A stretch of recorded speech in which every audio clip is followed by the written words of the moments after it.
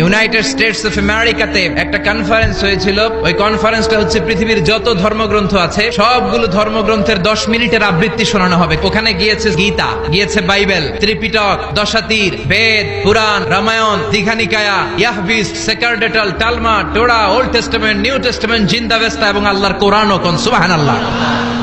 এই কনফারেন্সের উদ্দেশ্য হচ্ছে এইটা চেক করা কোন বইয়ের আবৃত্তিটা বেশি সুন্দর লাগে। সব ধর্মের শায়েকরা, গুরুরা, ধর্মনানকরা আর ফাদাররা আর কারীরা বসেছে। বিচারকের সামনে একটা গ্রিন বাটন, একটা রেড বাটন। প্রথমে ডাকা হয়েছে শ্রীমত ভগবত গীতা। 10 মিনিট পড়েছে, পড়ার পরে বিচারক রেড বাটনে প্রেস করেছে, সময় শেষ, নেমে গিয়েছে। সব ধর্ম গ্রন্থের আবৃত্তি এবং তেলাওয়াতের পরে সর্বশেষে মুসলমানদের ধর্মগ্রন্থ কোরআন আবৃত্তি করার জন্য ডাকা হয়েছে। এসেছে মিশরের কারি আব্দুল বাসিত ইবনে আব্দুস সামাদ। উনি দাঁড়িয়ে রাখেন না, ক্লিন শেভ, পাতলা একটা চাদর আর জুব্বা পরে চলে এসেছে মাইকের সামনে। এসে আউযু বিল্লাহি মিনাশ শাইতানির রাজীম বলে টান দিয়েছে। উনি সূরা ফাতিহা পড়তে সময় নিয়ে নিয়েছে 13 মিনিট। শ্রীমত ভগবত গীতাওয়ালারা হাততালি দেয়, সময় শেষ, কোরআন গেছে। কিন্তু কি আজীব তামাশা, বিচারক তো লালবাতি চাপে না।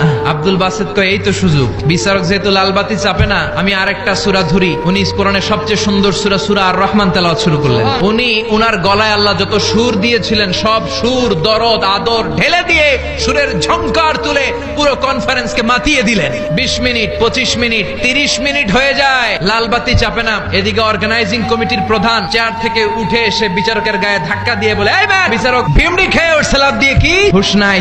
না পেরে বিচারক দাঁড়িয়ে বলে, ও আব্দুল বাসিত ইবনে আব্দুস সামাদ, আজকের এই প্রতিযোগিতায় তোর জন্য তেলাওয়াতের কোনো সময় নাই, তোর যত মনে চায় তুই পড়ে যা।